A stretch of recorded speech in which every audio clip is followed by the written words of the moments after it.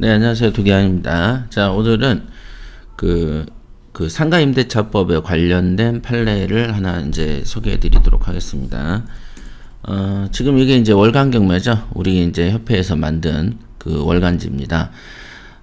요거는 제가 이제 여러 가지 신문사도 운영해 보고 여러 가지를 해봤지만은, 제가 신경을 꾸준히 쓸 수 있는 것이 뭐가 있을까라고 생각을 하다가, 결국은 이제 종합신문보다는 또는 재테크신문보다는 경매신문을 만들면은 충분히 이거는 꾸준히 할 수 있겠다. 평생 동안. 그래서 이제 그 월간 경매를 이제 만들었고요. 여기에 이제 그 판례에 올려놓은 요것도 이제 우리 그 칼럼니스트 겸 그 회원이죠. 회원들이 이제 요즘에는 마니또 K의 임원진들이 글을 좀 많이 올려주시고 있습니다. 그래서 그 2021년 5월 13일 날 그 대법원 판결이기 때문에 최신 판결이죠. 그죠. 최신 판결을 가지고 이제 공부를 해보도록 하겠습니다.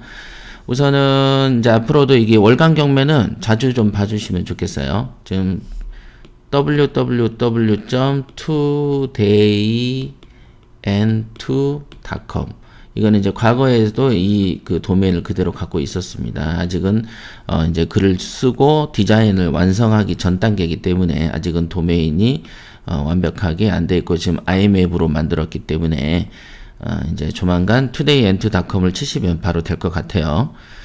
바쁘다 보니까 조금씩 이런 게 딜레이 되지만 지금 뭐 검색하시는데 문제가 없습니다.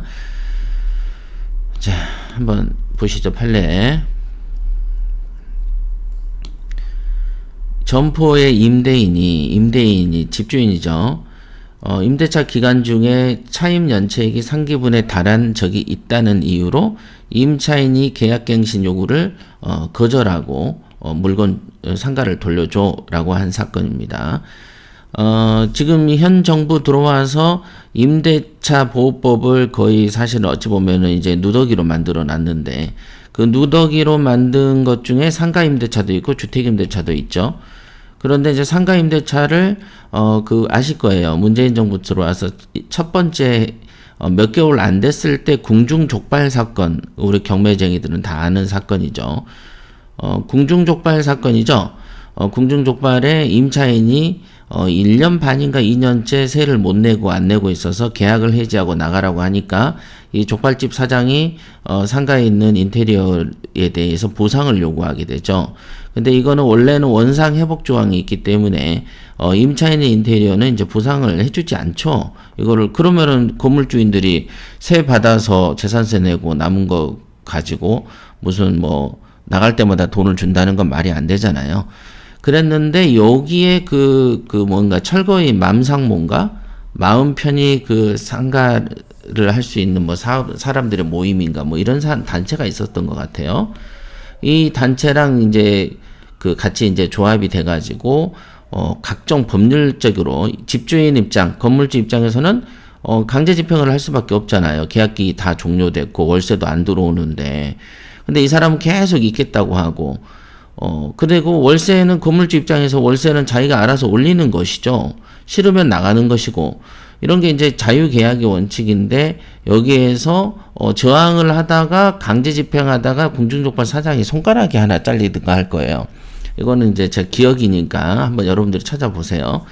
그래서 이 궁중족발 사장이 나중에는 이 건물주인을 이제 백주 대낮에 망치로 머리를 깨려고 쫓아다니던 게 골목에 CCTV에 찍혔던 그 유명한 사건이죠. 그때 저도 이제 방송을 해드린 적 있지만 이 궁중족발 사장이 망치를 가지고 사람을 쫓아가면서 머리를 때리는 거를 살인미수로 적용하지 않고 뭐 폭행, 치상 요런 식으로 낮춰서 했고, 그 당시에 이 법무장관이 얘를 교도소까지 가서 면담을 했던 황당했던 사례였죠. 그때부터 저는 이제 이 문정부의 이 정신 상태를 의심하기 시작했는데 좀 황당했죠. 그죠? 보통은 이러죠. 어떤 이익관계가 건물주랑 이 관계는 어쨌든 법에 의한 거고, 법이라는 것은 우리나라가 몇십 년 동안 해온 거고, 상식적으로 서로 이렇게 표준화되어 있는 규칙 같은 건데, 이 규칙을 위반해서 폭력을 하고 사람을 죽이려고 한 이 행위를 어떤 식으로 법무장관이 면담을 보고 이걸 어떻게 봐야 이쁘게 볼 수 있는 것인지 저는 알 수가 없어요. 이 정신세계를. 그래서 정말 쇼킹했던 사례 중에 하나죠. 그죠? 살인미수범을 법무장관이 면회를 보고 그 다음에 민주당이 이 사람들을 구하기 위해서 건물주들을 욕하고 막 그랬던 언론이 그 다음에 이 친정부 언론들이 그 건물주를 욕했어요. 오히려. 그래서 묘한 상황들이 전개되더니 그 이후에 이제 상가임대차 보호법을 10년간 갱신하게 하자라는 어떤 식의 법률이 제정되면서 우리도 이제 유튜브에서 방송을 좀 했었죠. 10년이면은 예를 들면 내가 나이가 60인데 그러면 60이면 70세까지 이 사람하고 붙어서 살아야 된다는 것이냐. 그러면 10년 동안 갱신을 하게 되면서 5% 이상 못 올리게 돼버리면, 새로운 임차인들을 만났을 때는 이제 그 당시 오른 시세를 가지고 월세를 받을 수 있는데, 너무 시세를 공산당처럼 강제하는 거 아니냐라는 식의 어떤 부작용에 대해서 논하면서 얘기를 했던 적이 있습니다. 그러고 나서의 2020년 사건이기 때문에 상당히 어찌 보면은 어떤 식으로 판결을 내렸는지 이제 궁금하네요. 저도 이거 하기 전까지는 지금 처음 같이 읽는 겁니다. 예. 이 글은 이제 승천 씨가 올려준 글입니다. 20년 사건이죠. 사건 2020다 255429 사건, 건물 명도 사건입니다. 원고는 이제 그 상고인이라는 것은 이 2심에서 불만을 가져서, 그죠? 2심에서 불만을 가진 사람이 상고를 하는 것이죠. 그래서 이 원고는 피상고인 원고고, 피고는 상고인 피고, 이렇게 되어 있네요. 그죠? 상고인 피고니까, 이 사람은 그 고등법원에서의 피고 사건이죠. 여기에서 피상고인은 이제 원고라는 건 이제 고등법원에서의 원고 같아요. 그죠? 이렇게 하고, 상고를 모두 기각한다. 이거는 이제 즉, 고등법원이 있고, 이 고등법원에서의, 어떤 판결에 대해서, 판결을 승복하지 못한 사람이 있을 거 아니겠어요? 하나가 이제 원고가 있고, B는 피고인데, 이 고등법원 판결에 승복하지 못한 사람이 상고를 하는 것이죠. 그러니까 이 고등법원 판결에 불만을 갖고 대법원에 상고를 한 거죠. 그런 걸 기각해버린 거죠. 즉 고등법원 판결을 인정해버린다. 이렇게 보시면 되겠습니다. 한번 읽어보도록 하겠습니다. 상고 이유에 대해서. 상가 건물 임대차 보호법 10조 8항은 임대인이 차임 연체를 이유로 계약 해지를 할 수 있는 요건을 차임 연체액의 3기의 차임액에 달하는 때라고 규정하고 있다. 즉 계약 갱신을 거부할 수 있는 그거를 차임 연체액이 3기의 차임액에 달할 때, 즉 예를 들면 월세가 100이에요. 월세가 100이면 3기니까 얼마예요? 300만 원이 연체가 될 때라고 규정하고 있다. 반면 임대인이 임대차 기간 만료를 앞두고 임차인의 계약갱신 요구를 거부할 수 있는 사유에 대해서 3기의 차임액에 해당하는 금액에 이르도록 차임을 연체한 사실이 있는 경우라고 문헌을 달리하여 규정하고 있다. 이렇게 되어 있네요. 그러니까 다시 이 부분 다시 읽어야 되겠네요.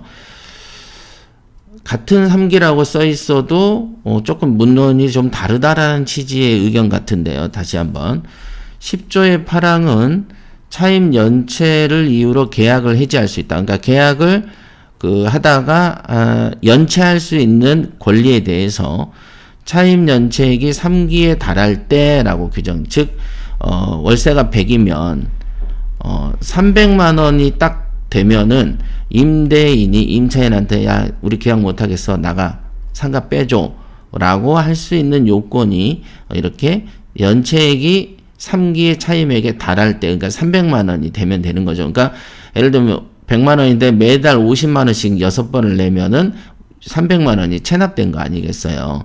그러니까 이 300만 원이 딱 쌓이는 순간 그때 계약 해지를 요구할 수 있는 거죠. 너 나가라. 너 나가라고 할 수 있는 요건이 300만 원에 달할 때라고 이제 규정하고 있는 것이고. 근데 이제 계약갱신을 거부할 수 있는 사유에 대해서는 3기의 차임액에 해당하는 금액, 이것도 300 아니에요. 이르도록 차임을 연체한 사실이 있다라고 이제 되죠. 그러겠죠. 계약갱신은 당연하게 2년 후에, 1년 후에 계약을 갱신하고 내가 이 상가에서 좀 더 있을게요 라고 요구를 했을 때, 집주인 입장에서는, 건물주인 입장에서는 3기의 차임액에 해당하는 금액이 이르도록 차임을 연체한 300만 원 정도로 연체한 사실이 있는 경우라고 문헌을 달리 규정하고 있다. 그러니까 문구가 조금 다르다 이거죠. 근데 비슷한데, 자, 취지는 임대차 계약 관계에서 당사자 사이에 신뢰를 기초로 하므로 종전 임대차 기간에 차임을 3기분에 달하도록 연체한 사실이 있는 경우에까지 임차인의 일방적 의사에 의해서 계약 관계가 연장되는 것을 허용하지 아니한다는 것이다. 즉, 한 3기 정도 체납을 한 사람이 있는데 임차인이 그냥 나 올해 더 있을 거야 라고 하는 것까지 보호하기는 좀 어렵지 않냐 라는 게 이제 2014년의 대법원 판결이었다. 이렇게 이제 된 거죠. 위 규정들의 문헌과 취지에 비춰보면 임대차 기간 중 어느 때라도 3기분에 달하도록 연체한 사실이 있다면 임차인 간의 계약 연장 관계를 받아들일 만큼 신뢰가 깨졌으므로 임대인은 계약갱신 요구를 거절할 수 있고 반드시 임차인의 계약갱신 요구권을 행사할 때 당시에 3기분에 이르는 차임이 연체되어야 하는 것은 아니다. 그러니까 예를 들면 아무 일 없이 이제 한 5년 산 거예요. 아니면 3년 살았다고 할까? 3년 사는 중에 옛날에 기억에 한 300만 원 정도, 그죠? 300만 원 정도 체납한 사실이 있었던 거죠. 예를 들면 1년 반 전에. 그래서 이번에 계약갱신을 거부하니까 야, 옛날 거 가지고 이렇게 할 수 있냐라는 게 이제 이슈가 된 모양입니다. 원심은 판시와 같은 이유로 임차인인 피고가 2017년에 이제 연체 차임 일부를 지급할 때까지 3개월분 차임이 연체되어 있었다. 이미 2017년에. 임대인인 원고들은 그 사유를 들어서 계약갱신 요구를 거절할 수 있고 이 사건의 임대차를 약정한 기간인 2018년에 종료됐다고 판단하였다. 원심은. 원심 판결의 이유에 대해서 법리에 비춰보면 이러한 원심 판단에 임대인이 계약갱신을 거부할 수 있는 사유에 대한 법리를 오해한 잘못이 없다라고 얘기했네요. 그러니까 그죠? 이렇게 표현을 했고요.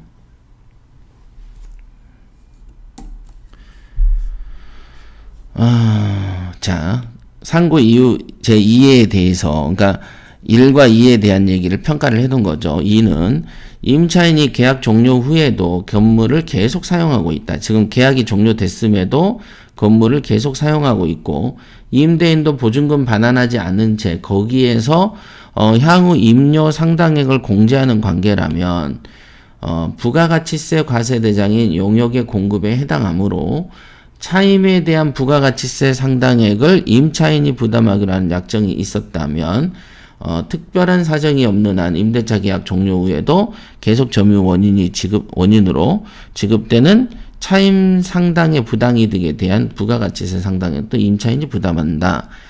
이렇게 이제 얘기를 했네요.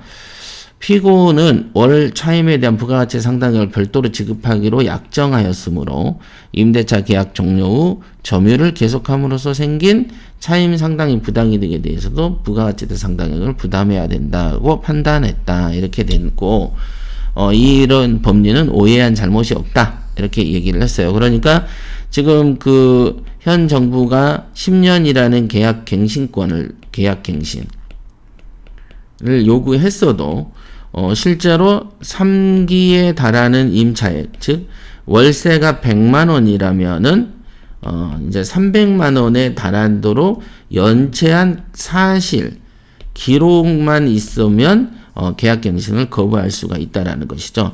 이거는 사실 상당히 그 강력한 무기네요. 그죠? 상가에 있어서 판결이 이렇게 나왔고요. 지금 여기에 있는 그 그거는 뭐냐면 통상적으로 우리가 이제 월세를 100만 원을 정하면 부가가치세 10만 원 포함해서 110만 원을 끊잖아요. 그죠? 그런데 일반적으로 최근에 이제 뭐 임대차 조건을 신고하라 마라 막 이거는 이제 주택임대차에서 크게 의무화되고 있지만은 상가에는 아직은 그런 의무화는 없어요. 그죠? 아직 크게는. 그런데 통상적으로 월 100이면 100에 딱 계약을 하죠. 그러고 나서 세금 계산서를 그쪽에서 끊어주세요. 그러면은 10만 원을 더 받고 끊어주죠. 자, 요런 형태의 계약이 있었다 이거죠. 여기에도 보면은 피고는 월 차임에 대한 부가가치세 상당액을 별도로 지급하기로 약정했다 이거예요. 피고라는 건 임차인을 말하는 것이죠. 그렇기 때문에 이 임차인이 110만 원씩 주기로 이렇게 약속이 된 상황에서 월세를 주지 않고 있었던 보증금에서 까나가고 있었단 말이에요. 이 사건에서는.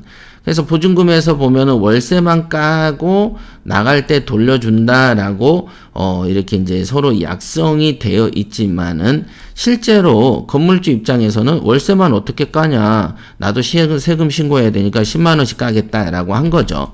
그런데 임차인이 또 아니라고 이제 하면서 이게 소송의 논점이 됐던 거예요.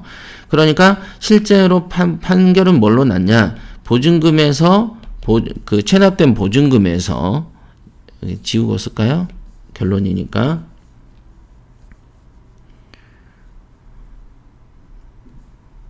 네. 이 사람은 이제 보증금이 있을 거 아니에요. 임차인의 보증금에서. 체납된 월세가 있을 것이고, 체납된 월세에 해당하는 부가세가 있을 것이다.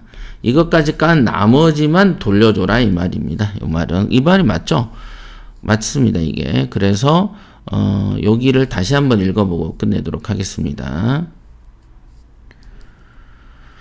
자, 임차인이 계약이 종료 후에도 건물을 계속 사용하고 있는 경우들 있잖아요. 이제 그러면은 당연히 이제 부당이득이 생기죠. 부당이득이란 거는 원인 없이 이득이 생기는 거죠. 그러니까 임차인은 집을 비우지 않고 상가를 계속 사용하고 있었으므로 이득이 생긴 거죠.